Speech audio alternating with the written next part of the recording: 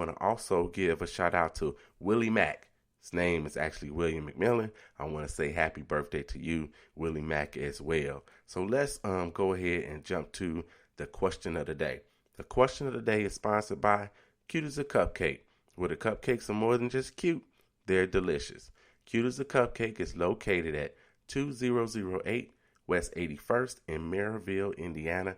Get by Cute as a Cupcake and tell them that the 800 credit score man sent you. All right, so let's get to this question of the day. The question actually comes from Tamika. Tamika is out of great state of California, and so she sent me an email. And in her email, she said, and I'm laughing because she said, Mr. King. And I was like, I thought that was extremely formal. Usually when people say Mr. King, I usually say, well, that's my daddy. Just go ahead and call me Kevin. So anyway, I digress. So Mr. King, I have disputed a collection on my credit report with all 3 credit bureaus. 2 credit bureaus removed the collection, but one has it, and that's Experian. I've gone back and forth with them, sent a 609 letter after listening to your show, and still they refuse. I recently asked the creditor to send me the information they forwarded to Experian and have yet to hear back. What should I do next? Very, very interesting. Very, very interesting. So, first of all, I'm sorry that you're having these troubles. Unfortunately, sometimes these things happen. If one credit bureau removed it, then it makes sense that the second credit bureau would go ahead and remove it, or the third credit bureau would go ahead and remove it as well. So Experian should go ahead and remove this for you. I have no idea why they're holding it up if the others have done it as well. And so why would they follow along with what TransUnion and Equifax have already done? Because here's how it works. You file an individual dispute with each of the 3 credit bureaus. The bureaus contact the creditor and or the credit or collection agency in question and notify them of your dispute. The creditor or the collection agency, then they respond back to the credit bureaus with their findings. So all 3 credit bureaus should get the exact same letter from that creditor or from that credit agency, collection agency. They should get all 3 should get the exact same letter. So it makes sense again that if 1 or 2 of them see that letter and say, yes, this should come off this person's credit report, that the third one should do the same. So it appears that Experian is just not adhering to what usually goes on. So here's what you can do. There's a few things what you can do. You can file an appeal with Experian. I don't know if you've done that just yet. That's one avenue. Maybe they'll take a look at it again and they'll decide that yes, it ought to come off your credit report. Maybe you have done that. It sounds like you probably have done that. You can write a statement and have that statement placed on your Experian credit report only. You can put in that statement, I have disputed this. The collection agency says that it's not mine because it has come off of TransUnion and it has come off of Equifax, but Experian refuses to remove this from my credit report. You can do that. You're only going to do that for Experian, though. I want to make sure that's clear, because if it's coming off of TransUnion and Equifax, you don't want to put that information on there at all for other people to be looking at and to be seeing if there's an issue with what's going on with your credit. And then thirdly, here's what you can do. You can file a complaint with the CFPB. That's the Consumer Financial Protection Bureau. You can file a complaint with them against Experian. Now, what you want to do is you want to go to their website. Their website is consumerfinance.gov. All one word, consumerfinance.gov is where you want to go. And they'll take a look at your complaint and they'll contact Experian. And then they'll start working on it and see if they can get that removed for you. So contact them. You can go to their website, www.consumerfinance.gov.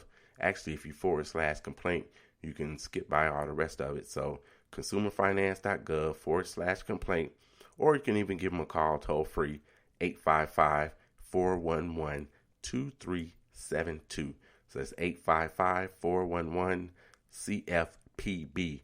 That's the Consumer Finance Protection Bureau. You can give them a call, and hopefully that'll help you out. So again, thank you so very much for contacting me. And if you have questions at all, contact me, 800 credit score man at gmail.com. I will absolutely get back to you and answer your question directly to you. The question of the day is brought to you by who?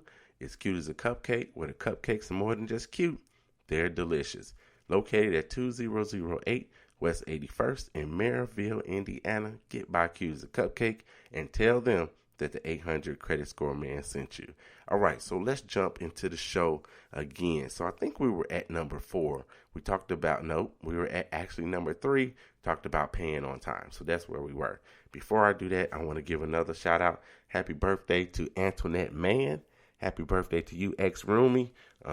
It is always good to see you when I see you on Facebook, when I see you at Old School Reunion. So happy birthday to you, Antoinette Mann. So let's jump into number 4.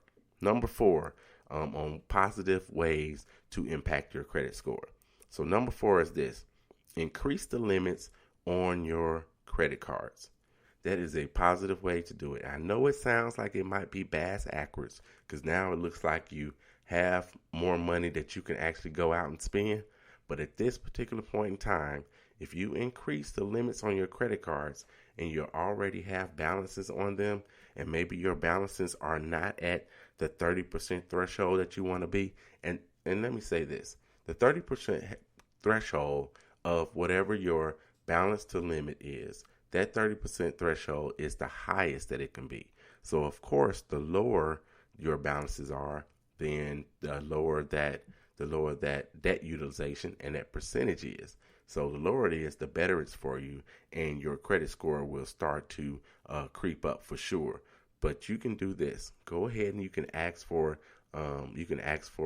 increases on your limits. So if you increase your limits, that will absolutely lower your debt utilization and that percentage, and hopefully you get to 30% or lower than 30% on your credit card. So if you have $10,000 worth of credit, you don't want to have more than $3,000 worth of worth of balances. So if you got $10,000 worth of limits, you don't want to have more than $3,000 worth of balances on your credit cards. Now, for all the people out there that don't have any credit cards at all, you're missing out on this entire portion. So if your credit score has been stuck in the same place at the same time and you don't have any credit cards at all, like I mentioned earlier, you need to get yourself a credit card. So when you get that credit card, you need to make sure that in your mind, just because they gave you $1,000 limit, doesn't mean you should go spend $999 and you think that you're fine. That's not actually the way that's going to be most helpful for you. If you got a $1,000 limit, can't spend more than $300 on that particular credit card. So you want to stay at $300 or lower. So everybody that's out there getting those offers in the mail and deciding I'm going to go ahead and take this one, or I'm going to increase my limit over here, don't increase your limit so you can increase your spending. We're not here to make sure that you get more and more into debt. We're here to help you increase your credit scores. All right, so make sure you do that. Increase your limit. This will absolutely lower your debt utilization if you increase your limits and you don't spend that extra money. So that was number 4. Number 5, get more credit cards. Now this really sounds funny. I just told you that increasing your limit is kind of crazy, but you got to get more credit cards. So if you have one, just have one credit card. And first, before I even forget this, don't go applying for all of these things at the same time. But if you only have one credit card, that's good. It's a good starting point for you. But the people that have the best credit scores, the highest credit scores, have an average between 4 and 6 credit cards. Now, I am not advising you to go out and get 4 to 6 credit cards, especially if you are a spender. If you can't drive past the store and the word sale stops you every time you see it, I don't want you to go out there and get more credit cards. Again, this is not for you to get in any additional debt. This is to help you increase your credit scores. So if you only have one credit card and you got a credit card and it's got a $300 limit, there's not a whole bunch you can do with that.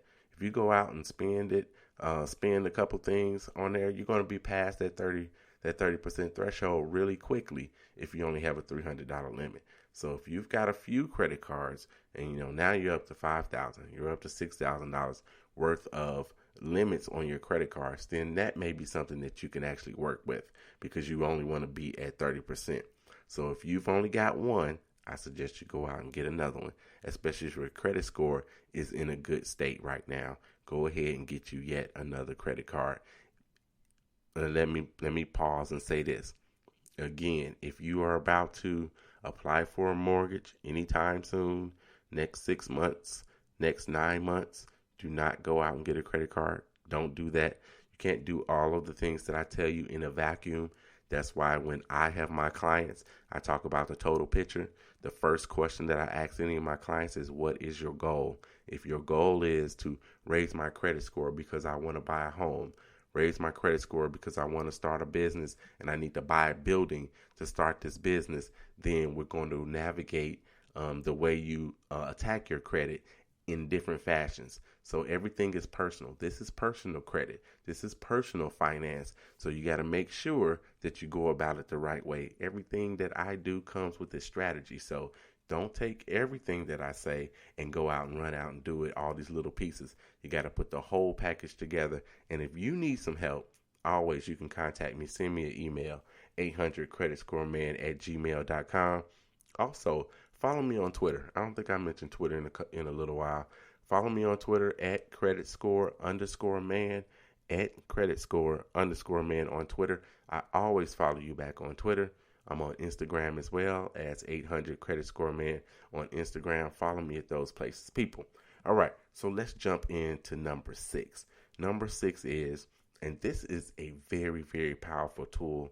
A lot of people use it. I've mentioned it to you 100 times, is to become an authorized user. Become an authorized user on somebody's credit card that you trust, that trusts you, and they have good credit score. They have a good positive, 100% positive history on paying on that particular card. They have a good limit on that card and a very low balance. When you become an authorized user, you get the full weight of all the positivity that comes along with that card, and you get it right away. There's no delay. As soon as it hits your credit report, then you get all of that benefit. And so if that helps you lower your debt utilization, that's great. If it helps you with your payment history, even better. So you're going to positively affect yourself, and it's also going to help you with their length of history if they've had that card for a long time. So don't go getting on somebody's card that they've had that card for 3 months. That's not going to be helpful to you. If they've had that card for 6 years, if they've had that card for 10, 12 years, it's going to be really good for your credit score. So become an authorized user with someone as well. Another thing, that's number 7. Let me go ahead and make sure that I number them for you guys. So number 7, again, keep all your credit cards at 30% of the limits. That's 30% of the limits at all times if you can. Again, one way you can affect this is to get your limit raised that we mentioned already, and then you can also go out and get an additional card that'll help you do that. But in addition to all of those things, the best thing for you financially is to pay down your credit card debt. Now you can go ahead and do that. Maybe you want to do one of those, zero interest for 18 months or 24 months to help you remove some of that debt from you. If you can do that, of course, you don't pay that interest every month. So you don't pay the $30, the $70, the $100 worth of interest every month if you can get one of those programs together. Now, here's what I suggest you do to actually pay it off, because oftentimes what we'll do is we'll go ahead and we'll get the zero interest for 18 months or 22 months or whatever it is that you're fortunate to get it for, and we look at it and say, oh, here is what my minimum payment is. My minimum payment is $50, but you just consolidated $2,000. You're not going to pay off $2,000 in 18 months by paying $50 a month. So what you're going to do is you're going to take whatever the amount that you went ahead and transferred over to get that zero balance. You're going to take that amount. So let's say it's, for easy math for myself, let's say that it's $2,400. You're going to take that $2,400. You got 12 months to pay it off, and you're going to pay $200 a month to